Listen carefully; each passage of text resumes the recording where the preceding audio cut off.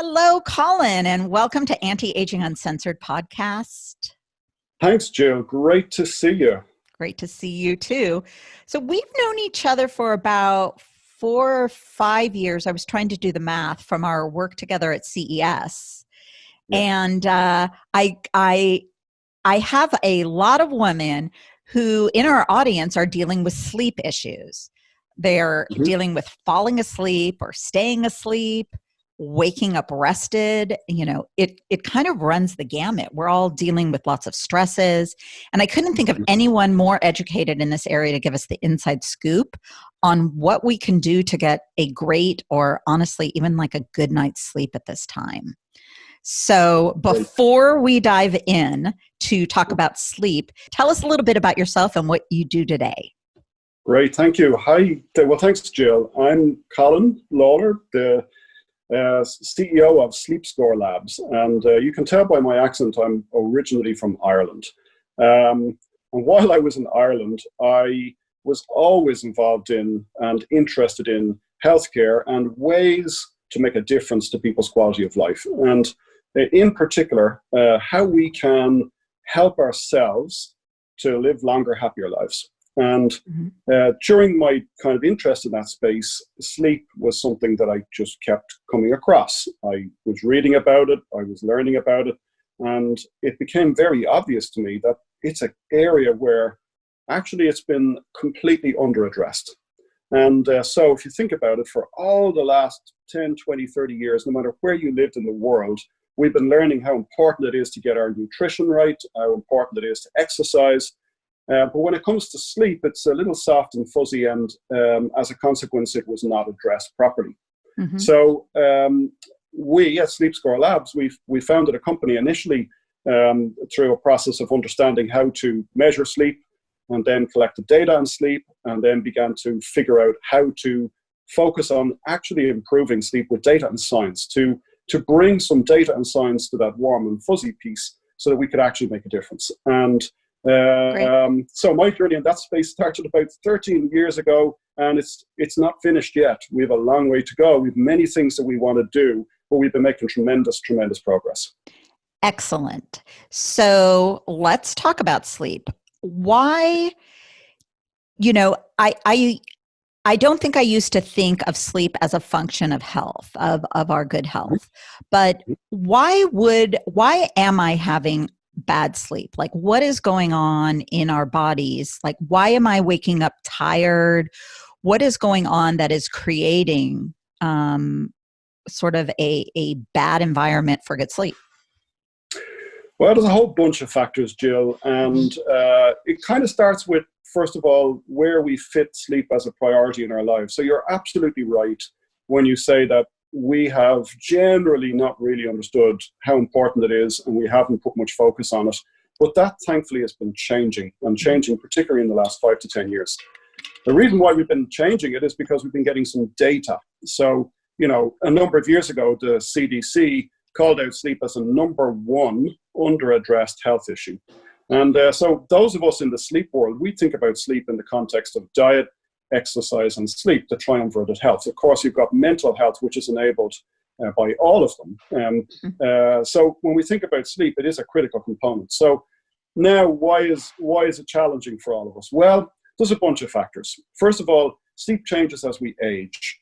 And whether we like it or not, it does. It changes as we age. And as a consequence, there are changes in the patterns, the normal patterns of sleep for people as they age. And that for us is sometimes a struggle.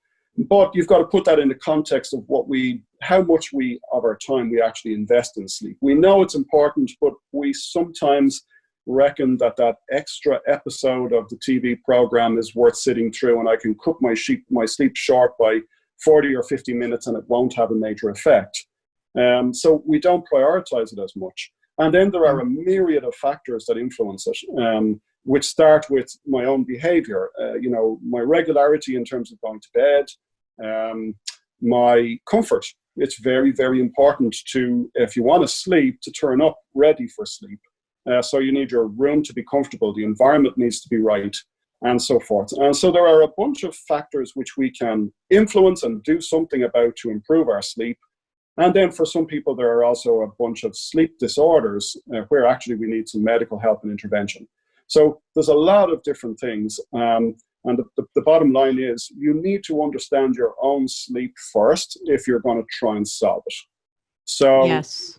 Right. And this is the really interesting thing, because we are all different. You know, we're different ages, different genders, different backgrounds, different lifestyles, sleep in different bedrooms and different environments, and some in cities and some in the suburbs.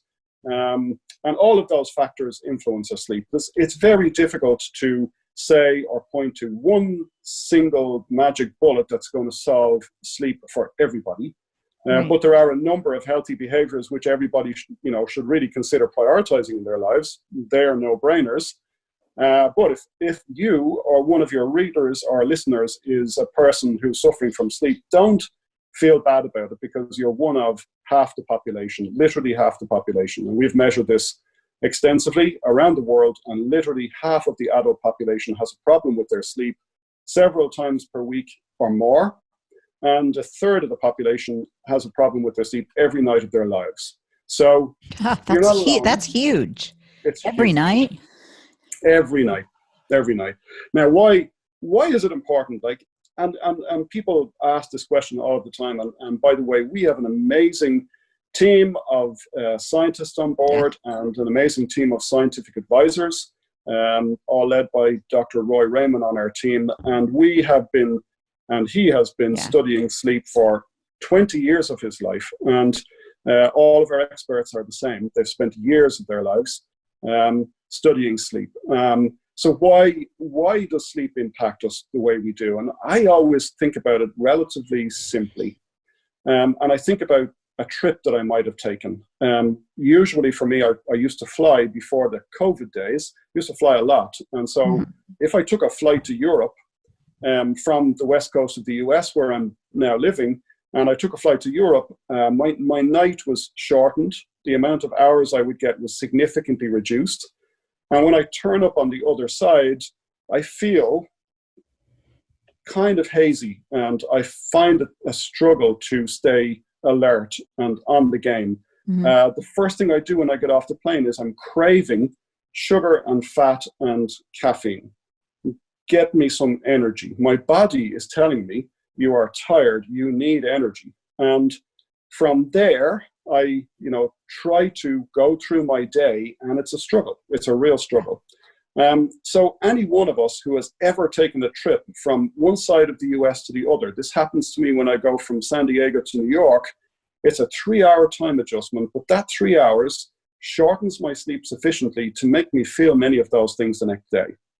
Now, just imagine doing that every day of your life. If your sleep is poor or shortened every day of your life, then you're going to crave sugar and fat every day of your life.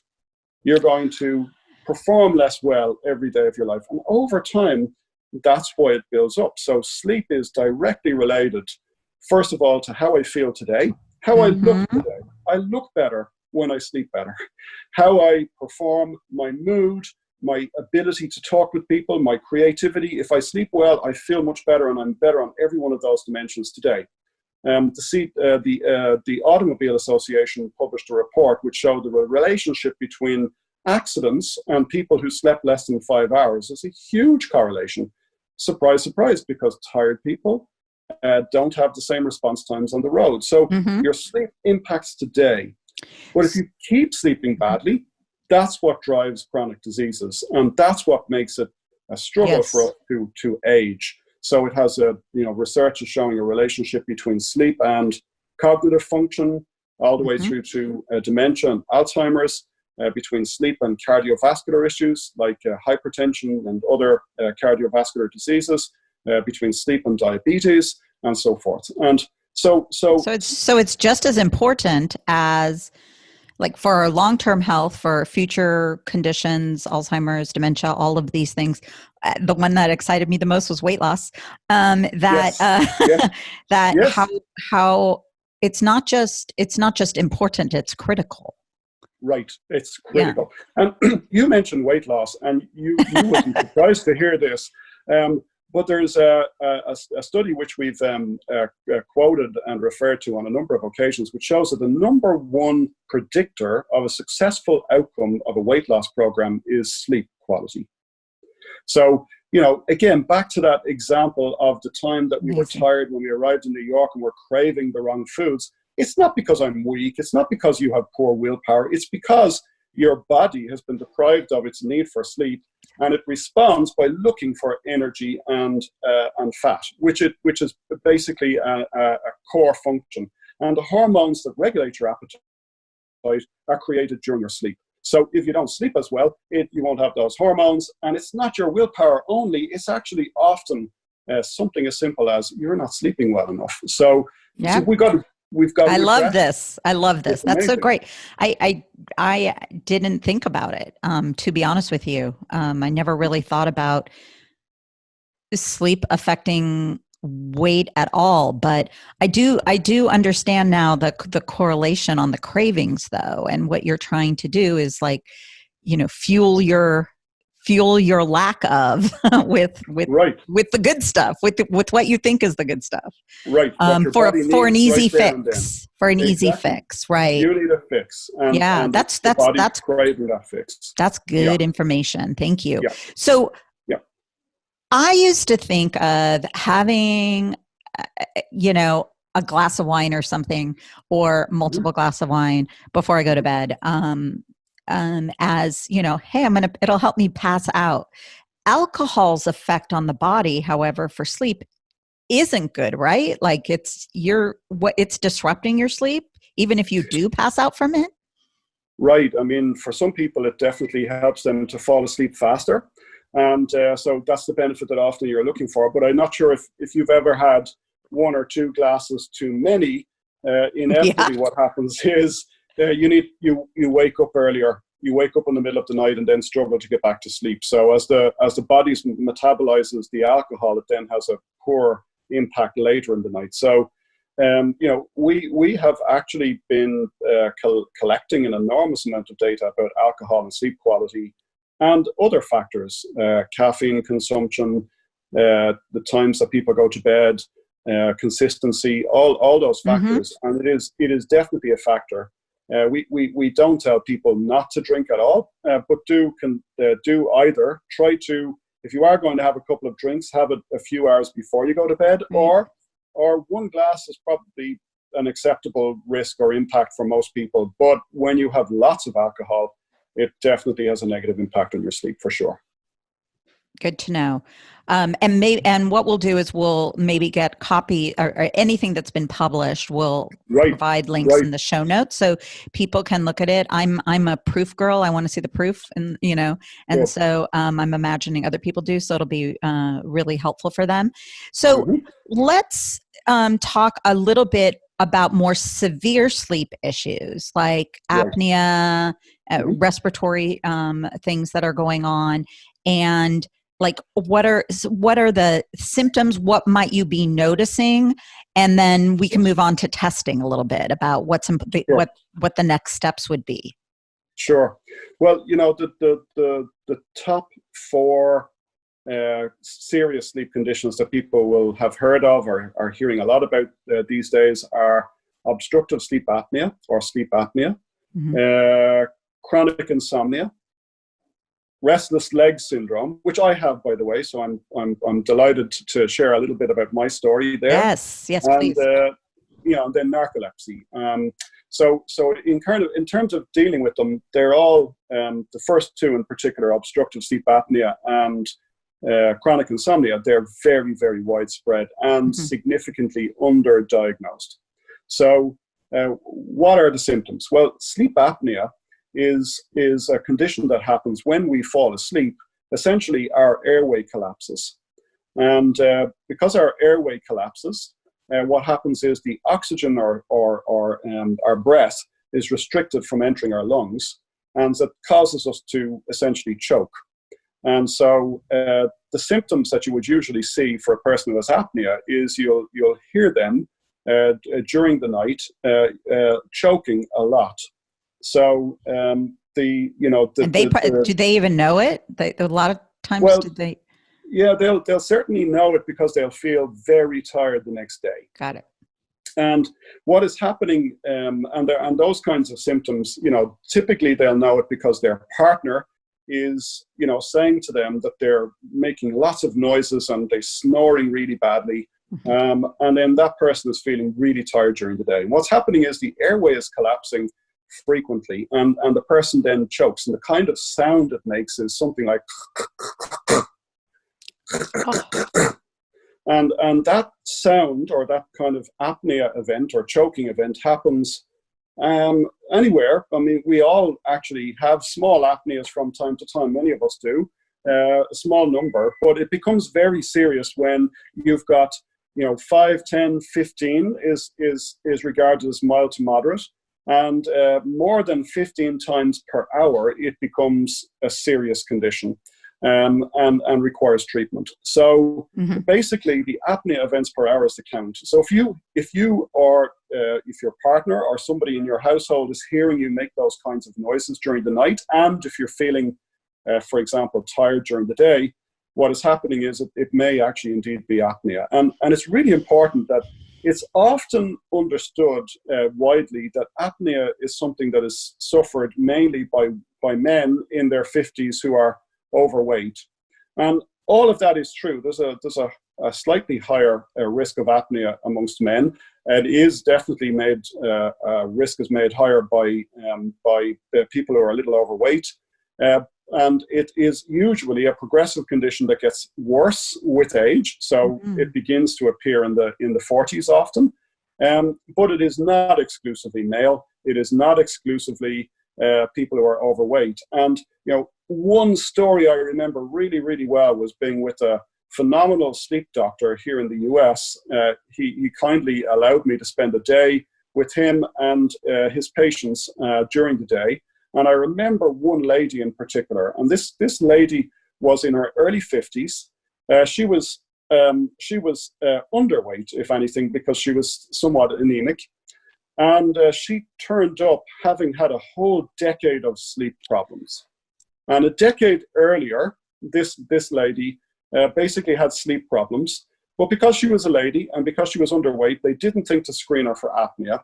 And so she was treated with sleeping pills, Ambien, for example. And over a period of years, it just wasn't improving her sleep. And people who are sleep deprived for long periods of time are much higher risk of conditions like depression. So she became depressed, and this individual was then given antidepressants. Now, the background to all of this is a person with mild apnea who is given a sedating drug, like a sleeping pill or an antidepressant, their apnea is made worse. So her underlying sleep issue was never detected because she was a woman, because she wasn't overweight. And as a consequence, she spent 10 years of her life in misery. And she didn't fit the mold. She didn't fit the mold. So I say to any women who are listening to your show, which I think there will be a lot today, sleep issues are democratized. We all have those issues. And women have apnea, and in very large numbers, and it's very significantly underdiagnosed. And if your problems are persistent, you should really persist with the medical profession and push against your underdiagnosis and get the issue resolved. So you can have apnea, and women snore too. It's not exclusively male, even though yes, they do. I won't tell you how or why. I have some evidence, or I might get into trouble. But it does actually happen. Yeah. Yeah. So interesting. So, and then there's there. From what I understand, we don't have to get too much into this, but there are people that are doing. There are sleep places you go, sleep clinics you go to, as well as I think there's even a movement to sort of bring that into the home, which I would think now more than ever, right? Yeah. Well, look, the measurement of sleep has been done over time in a hospital sleep lab. It's PSG is short for polysomnography. Okay. And actually, the father of sleep medicine, Professor Bill Dement at Stanford, passed away just a couple of weeks ago. And to that man and his team, we all owe a debt, because he shone a light on sleep and its importance in a way that transformed everything around sleep today. So he invented the first PSG, polysomnography program in the early 70s. So it's relatively new. And you go to a hospital sleep lab and you're attached to a whole bunch of sensors, brain sensors, eye movement, muscle movement sensors, breathing sensors, cardiovascular sensors, and so forth. And you're asked to sleep for the night. And from that process, it is useful. It is possible to diagnose a bunch of clinical sleep disorders. And it's really important that if you think you have a sleep disorder, you should discuss it with your doctor, and you should not self-treat, because the temptation is to run in and buy some melatonin or buy some sleep aids over the counter, and really, if you're masking an underlying sleep issue, you're not doing yourself any favors. So it's really important to go see a doctor, and your doctor can get you prescribed for either a test in a hospital sleep lab, or if apnea is the risk, a home sleep test is often now used. So a device is shipped to your home, you sleep with it for 1 or 2 nights at home, the data is collected from that device, and when you ship it back, and you can be diagnosed pretty simply. So it's much easier, much less expensive to get screened and diagnosed for conditions like sleep apnea than ever. So now, if you think you have a serious issue, do seek medical help. Do download the Sleep Score app, by the way. It's completely free. And on sleepscore.com, we have a huge amount of content, which is helpful, a library of content and lots of data and studies. So there's a lot of information there available. Also, we publish a lot on women's health. We will definitely direct people. So, by the way, does menopause play a role in any of our like ongoing sleep issues? Is it something we need to be like? Can we expect change? Of course. So a lot of people, women who are going through the menopause are basically suffering from disturbed sleep.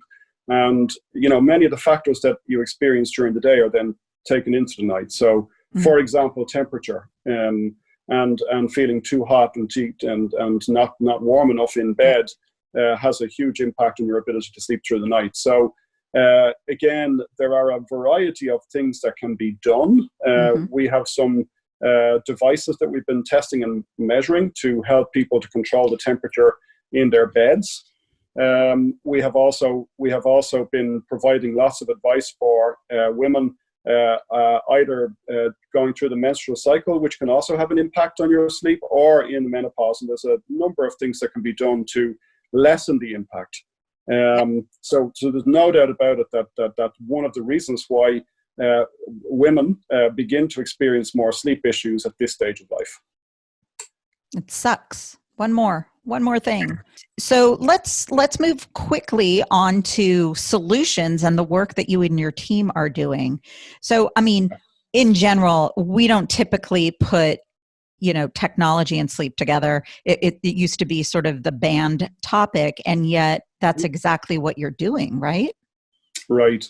Yeah, absolutely. People are using technology all of the time. Many of us use the phone to wake each other in the morning. And by the way, on the phone, you have features which can be used to make sure you're not disturbed during the night, except from important family members and other urgencies. But the technology can be used to do a number of things. And the first piece of advice for somebody who's interested in improving their sleep is, let's understand what the baseline is. Because when you think about it, we don't remember the details of our sleep because we're not conscious for most of it.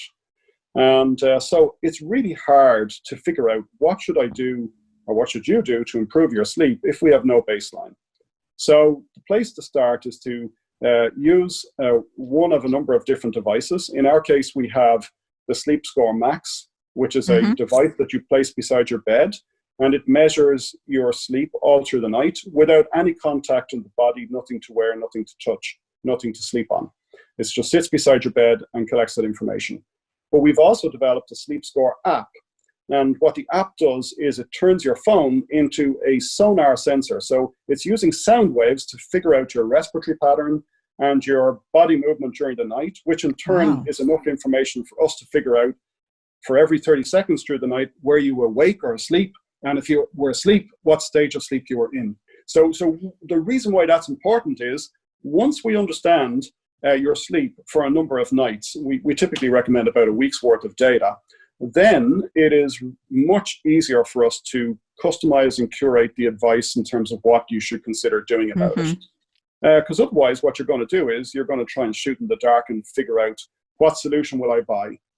And it's problem, a diagnostic. It's somewhat of a diagnostic, right? That you're able to sort of get much more clear on what's going on with your own body. Right. That's great. So, and of course, we'll put links to all of this below. You mentioned Restless Leg Syndrome. I wanted to hear a little bit about that, what you're dealing with, and other, things that you have found that work, as well as the blue light. So when we think of, when we start thinking of things of like, what are things that we can do to improve going to sleep, getting a better sleep, staying asleep? Okay, so I'm going to big question. I'll deal with the restless leg syndrome and chronic insomnia because a huge number of your listeners will have those conditions. Okay. Chronic insomnia is persistent problems falling asleep or staying asleep, and that's a very significant issue for a lot of people. And I'll come back to a number of ways to help solve that don't involve necessarily taking medication. So chronic insomnia, that problem is experienced by somewhere between 15 and 20% of adults. And it's particularly prevalent. A lot of people think about it as it's the time I'm taking to fall asleep. It takes me ages to fall asleep. Or the more persistent issue as we get older is we wake up in the middle of the night and we just cannot get back to sleep. So there are a number of different things depending on which issue it is. If it is falling asleep, there's undoubtedly, it is a good idea to then focus on a couple of things. The first thing is try to build some more consistency into your sleep habits. If you go to bed and try to sleep at different times every night, it is very hard for your body to recognize that it's time to sleep.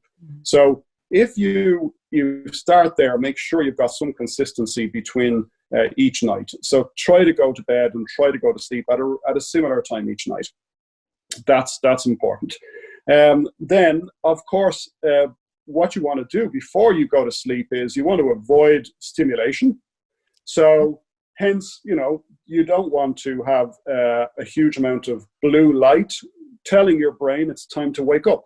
So when you're watching the TV or particularly looking at your devices, it's really important to control that blue light. Now, we don't say to people, don't watch TV and don't look at your devices. What we say to people is, if you're going to look at your device, turn on the feature. In the case of an Apple phone, for example, it's the night shift feature. Turn on the feature which restricts or reduces the amount of blue light. If you're going to watch the TV, buy a pair of blue light blocking glasses, and we have some on our website from Swannies, which we measured in a clinical study, and it made a huge difference to people's ability to fall asleep and stay asleep. So make sure that you're not bombarding your eyes with lots of light which says, listen, it's daytime, don't go to sleep. Logically, what you want to try to do is to get into that wind down phase. You want to restrict blue light. You want to get the environment right and make sure it's comfortable. If you can, think about, meditation or yoga or other wind down things, or indeed read a book. If you're going to read a book, don't have a very bright light. Have a light where the light bulb where the blue light is restricted or removed. And we've also got one of those on our website, and you can look at that. And we also studied it. And what we've been doing is studying the impact of all of these things. So we have lots of other advice about staying asleep and getting to sleep on our website. But those tips are very helpful to most people.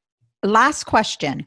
What has Sleep Score, with all the data that you've been collecting, what have you guys learned about how people are sleeping and how people are responding with the pandemic? Yeah, great. That's a great question. First of all, we have been collecting an enormous amount of data, and we have been using that data to drive the science. So this year alone, we've had 10 separate conference papers, abstracts, and publications accepted in academic journals. So we've been publishing extensively because the data is helping us to understand these things. Mm-hmm. So first things first, when it comes to COVID, what we found was a significant shift in the sleep habits of people. So, and this is quite amazing because we saw this almost instantaneously. We published the results of that particular study online. People generally went to bed later, typically a few minutes later. Mm-hmm. But they also got up. They went to bed on average 13 minutes later when we average it all out. But they got up 23 minutes later. So they spent about 10 minutes more in bed. And what's really interesting is pre-COVID, we saw a huge difference between Monday, Tuesday, Wednesday, Thursday, and Friday and the weekend. Whereas in COVID, what we saw was that the habits became consistent across 7 nights of the week. All of that is to say that consistent sleep time, going to bed and waking up, is really good for sleep. So we saw that average person clocked up more than or about an hour's worth of additional sleep each week. Now, within that group, we had some groups that got a lot more because the pressures of commuting and working life were more severe on them, and other people had more regular habits. So we could see those differences across the population. So in the early days, there's no doubt about it that COVID, based on that data set, produced some positive sleep benefits. Mm-hmm.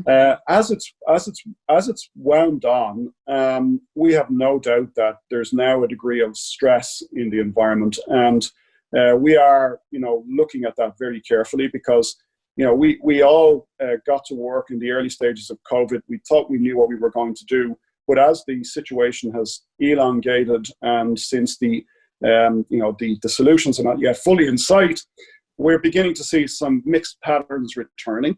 And we'll keep a close eye on that in the next coming weeks and months. But certainly, there's no doubt about it, the stress in this situation is tough on everybody.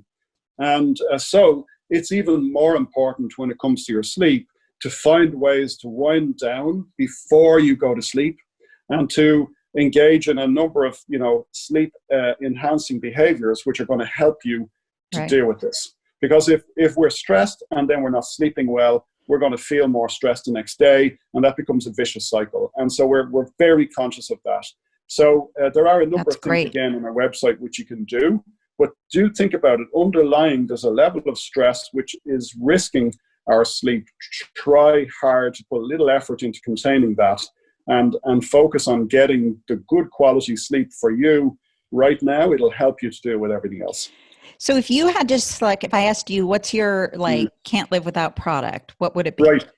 Okay. I have restless leg syndrome. About 10% of the population have this. And the reason why it's unusual for me to be talking with you about it is it's a disease which is more likely to be found amongst women. And it's a neurological condition. What happens is my leg twitches during my sleep. In the early days, that was a moderate issue. So it bugged my wife a little, but not a huge amount. But as the years have gone by and I'm aging, it has a worse impact on my sleep. So it was waking me up a lot. And I had the data, of course, because I measured it with the Sleep Score device and app. Mm-hmm. I have found through my own personal experimentation, I need 4 different interventions. All of them together made a huge difference to the impact of RLS on me. The first thing is I invested in a weighted blanket. We did a study on the gravity blanket, and we found that it had a significant impact on people's ability to fall and stay asleep. So the weighted blanket, when I saw the data from the study, I figured that's a no-brainer. I'm going to try it, and it did have an impact. But I combined that, in my case, with a sound machine, because when you wake up in the middle of the night, sometimes if you hear noises out there, your brain focuses on those noises, and as a consequence, that kind of keeps you awake for longer. Mm-hmm. So the sound machine masked it. So we also did a study on a sound plus sleep device, which is also on our website, and we found that product made a great difference too. For me, I also restrict caffeine after 12, so I take no caffeinated beverages of any kind. But actually, we found that caffeine is not that important for everybody. There's a huge number of people that metabolize caffeine much more quickly, and so it's not a big deal for them. But for me, it was. So I restrict caffeine, and the magic time for me is 12. Okay. I've tested 3, I've tested 2, I've tested 1. If you have the data, you can test it personally, right? And then finally, I went to see a sleep doctor, and the sleep doctor, I confirmed with him that the final piece for me was to go on the mildest, lowest dose of the medication, which is typically prescribed for this. So I've now managed to manage this condition and improve my sleep quality 20% by just those 4 things. So those Incredible. 4 things, I couldn't live without them. I really couldn't. And that's what this is all about. It's all about helping you to understand your sleep and helping you with interventions which are proven to be effective, and then giving you the tools so you can make sure they actually are. And you know, at the end of the day, if we can measure something, we can manage it.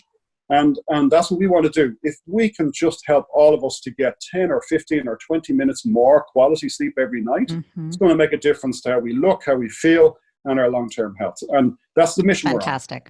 Fantastic. This has been so great. How can people find you? Where can they find you online? And of course, we'll share all these links in the show notes. Thanks. Thank you. You can go to sleepscore.com and also go to the Apple Store or the Google Play Store and download the SleepScore app.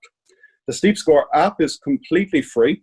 You place your phone beside your bed. It uses sound waves to measure your breathing patterns and body movement, and that gives you a detailed, first of all, a sleep score out of 100, and then a detailed analysis of your sleep, and we give you personalized, customized advice based on the data and the science. So download the app. You've got to have it. Use it for at least 7 nights to get that baseline picture I talked about, mm-hmm. and then we'll help you from there.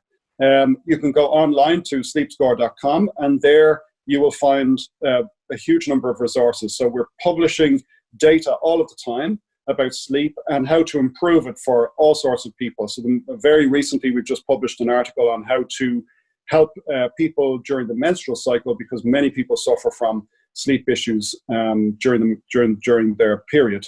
So all of that information and those resources are published at sleepscore.com.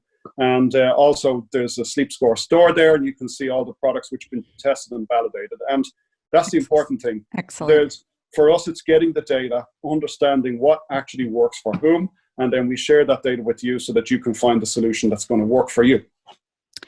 Fantastic. That's exactly what we all need. We all have our own stuff, and you guys are addressing it. So thank you so much. I cannot thank you enough. What a great in-depth, and you have an amazing day.